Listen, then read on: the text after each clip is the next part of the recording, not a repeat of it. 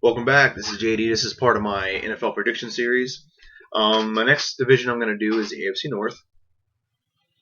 This division is pretty much down to the Ravens and the Steelers. Ravens and the Steelers, and I think the Ravens are going to end up just barely nudging them out at the end of the season. I don't have any faith in Cincinnati. I know they're loaded with talent across the board, and Marvin Lewis is usually an exceptional defensive coach, but he cannot get that team to win a playoff game to save their lives. And I just think the team's crumbling. I just think it's crumbling underneath them, and they're going to have to restart over somehow. And that the fact they refuse to fire a guy that hasn't won a playoff game in 12 years is just they're completely satisfied with getting to the dance and then not going anywhere with it. So, and don't even start on Andy Dalton. Not a fan. I do think it's a product of where he is. So I have nothing against the players on that team. I like a lot of the players on that team, to be honest with you. AJ Green, whoever the running back is, not Bernard. I can't think of who his name is right now. But I don't have faith in that coach. And then the Browns, I mean, I like Johnny Manziel. I like a handful of players on that team. A lot of their defensive players I like. But that franchise is like my favorite franchise in that they have issues up top that trickle down and ruin the football team itself. So that is why they are not successful. It's because they cannot keep the front office and the management and the owners out of the coaching. And that is a huge issue. Okay? Coaches coach, players play, owners own. Stay out of everything else. That's how it works. And they don't understand that. That's why the other two teams in this division I'm picking, Steelers and Ravens, are going to be 1 and 2. Now, I don't like either of these teams. I live in Maryland, Oakland, Maryland, and all that's around here is Steeler fans, and all they got to do is remind you how good they are every year. Okay? And the Raven fans, I probably like the Ravens a little bit more than the Steelers, to be honest, but I don't like either of them, to be honest. And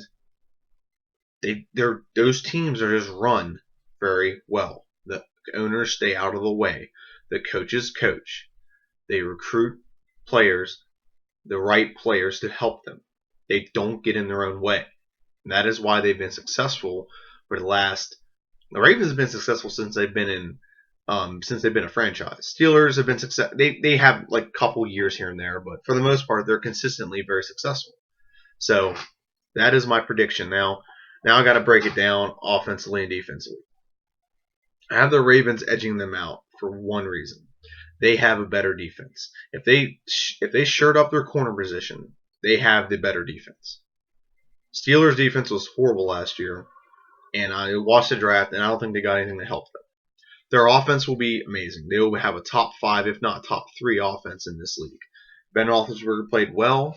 You have the best receiver in the league, in my opinion, in Antonio Brown. You know, Le'Veon Bell played amazing. You have a couple other, Bryant, I think's his name. I don't know his first name.